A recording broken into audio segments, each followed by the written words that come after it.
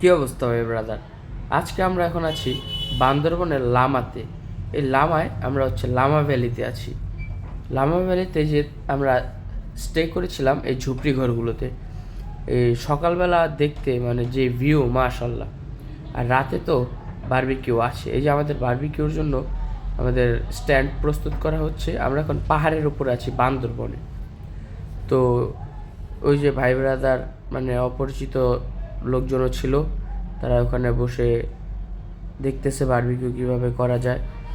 তো দেখতে দেখতে চুলায় বারবিকিউ দিয়ে দিলাম।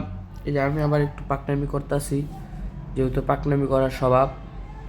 তো আমি আবার একটু করে দেখা দিতেছি, এমনি এমনি এমনি এমনি করেন।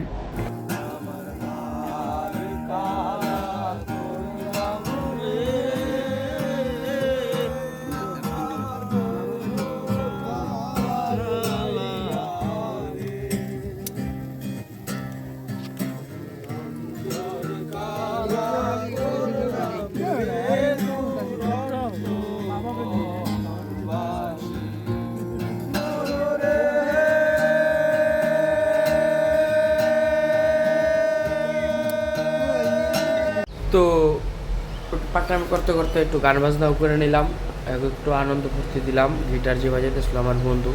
আর এই যে হলো সকালের যে ভিউ মাশাল্লাহ, ওই যে মেঘে ঢাকা, আমরা মেঘের উপরে, মানে বেশ সৌন্দর্য, মানে আল্লাহর অপরূপ সৃষ্টি মাশাল্লাহ, বলে বোঝানো সম্ভব না।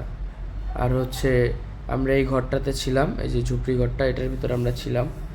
এই যে মানে কি বলবো, মানে বলার কোনো ভাষা নাই। এটা পাহাড় থেকে নামার যে রোডটা, এই যে আমরা পাহাড় থেকে নেমে যাচ্ছি, এই যে আশেপাশে এগুলো মেঘ, নেমে যাচ্ছি। সবার থেকে বিদায় নেওয়া শেষ, মানে মেঘের ভিতরে এখন হারিয়ে যাব, দূর জানায় হারিয়ে যাব বন্ধুরা মিলে মেঘে। বাহ, বেশ কি সুন্দর চমৎকার। তো দেখতে থাকুন কিভাবে হারাই মেঘ দিয়ে। টাটা, গুড বাই, আল্লাহ হাফেজ, বাই ব্রাদার। ও, আরেকটা কথা তো বলাই হয় না, আমাদেরকে সম্পূর্ণ সার্ভিসটা প্রোভাইড করছে লামা ভ্যালির আলামিন ভাই। আলামিন ভাই বেশ চমৎকার একজন মানুষ, যা মানে তার ব্যবহার আচরণ এবং তার সার্ভিস বলে বোঝানোর মতো না, মনোমুগ্ধকর একটা সার্ভিস। আপনারা গেলে দেখতে পারবেন এবং তার সার্ভিস পাবেন। ধন্যবাদ, আবারও বিদায় নিচ্ছি, আল্লাহ হাফেজ।